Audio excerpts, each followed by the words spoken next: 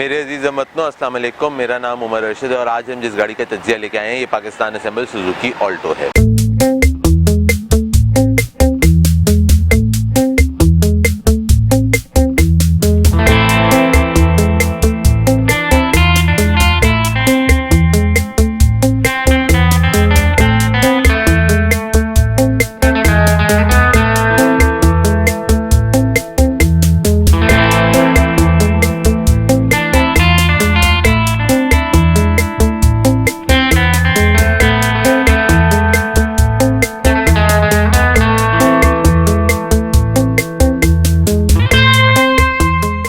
हमारा Instagram page बैम wheels के नाम से मौजूद है। आप हमारे इंस्टाग्राम पे हमें फॉलो कर सकते हैं देखने के लिए कि हम आने वाले वक्तों में कौन सी गाड़ियों के तज्जियात आपके लिए लेकर आएंगे। ये नस्ल सुजुकी ऑल्टो की सन 2000 में मुतारिफ की गई थी और ये 2012 में ख़त्म कर दी गई थी।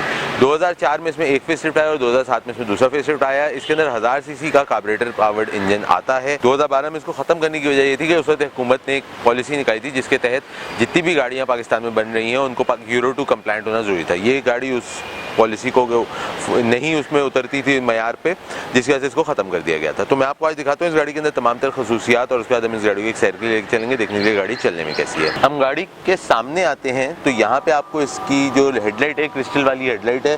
ये 2004 में जो इसका पहला फेसलिफ्ट आया था उसके बाद से यही हेडलाइट इस गाड़ी के अंदर मुतारिफ करा दी गई थी। उससे पहले इस गाड़ी के अंदर एक नॉर्मल लाइट थी।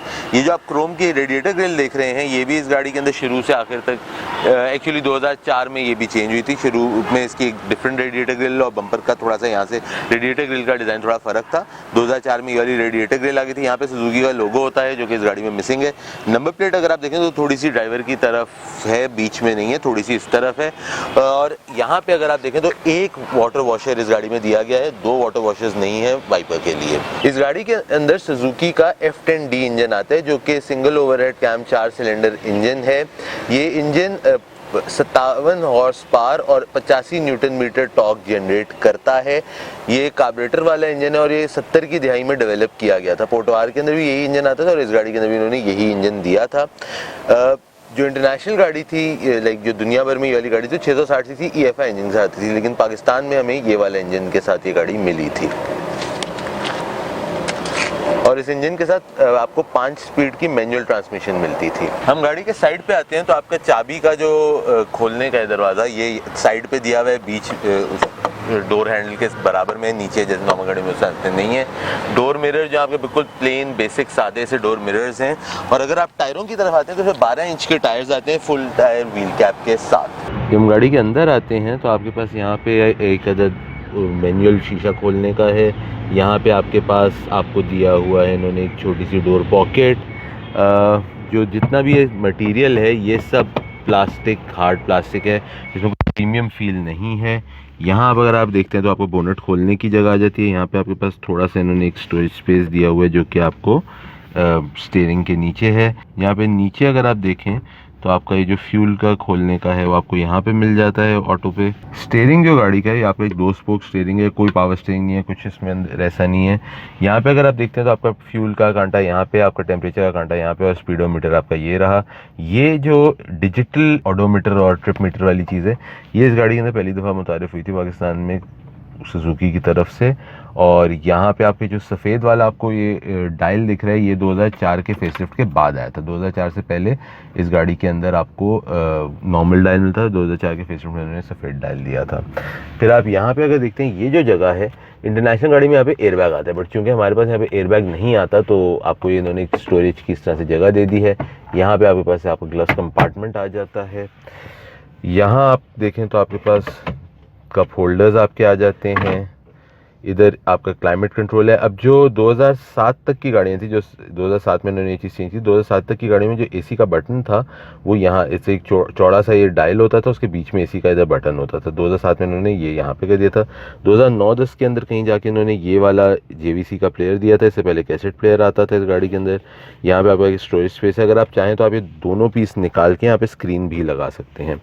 ये आपका एश ट्रे है। यहाँ पे आपके पास ये चोक दिया हुआ है और इधर ये सिगरेट सिगरेट लाइटर की जगह है। अब बड़ा इसमें एक इंटरेस्टिंग चीज़ ये कि जो इंटरनेशनल गाड़ी थी वो 660 सीसी EFI इंजन के साथ ही थी, जिसमें आपको चोक की ज़रूरत नहीं पड़ती, तो उसके अंदर यहाँ पे आपको लाइटर दिया होता था। बट चूँकि पाकिस्तान में इन्होंने ये गाड़ी कार्बोरेटर इंजन के साथ डाली, तो इन्होंने लाइटर की जगह पे चोक डाल दिया और लाइटर को यहाँ पे एक अलग से पट स्टील का लोहे का पीस वेल्ड करके बीच में लाइटर घुसा दिया। देखने में बड़ा ऐसे कच्चा सा आफ्टर मार्केट काम लगता है। अच्छा, फिर आप यहाँ पे देखते हैं तो ये आपकी एक और स्टोरेज की जगह दी हुई है। 5 स्पीड गियर बॉक्स है, हैंड ब्रेक है और बस इतना ही।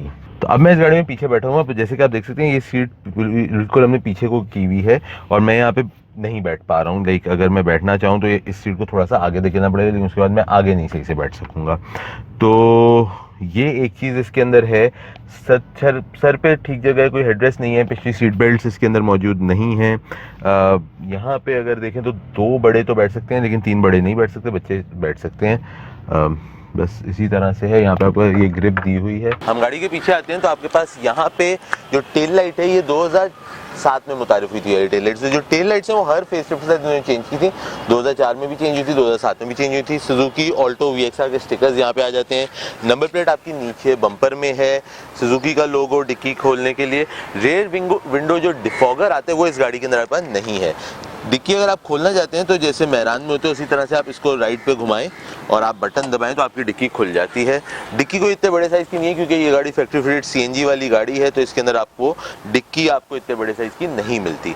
अलबत्ता अगर इसको मैं अब बंद करता हूँ और अब ये डिक्की इस वक्त भी खुली हुई है, तो इसको लॉक करने के लिए चाबी को आप वापस इस्तेमाल करेंगे, इसको अंदर लेके जाएंगे और सीधे हाथ में घुमाएंगे तो अब डिक्की लॉक हो गई। तो ये इस गाड़ी की तमाम तरह खुसूसियात है। अब इस गाड़ी को सैर के लिए लेके चलते हैं, देखने के लिए गाड़ी चलने में कैसी है। जी, तो अब हम ये सुजुकी ऑल्टो चला रहे हैं। गाड़ी की AC की कूलिंग काफ़ी मुनासिब है।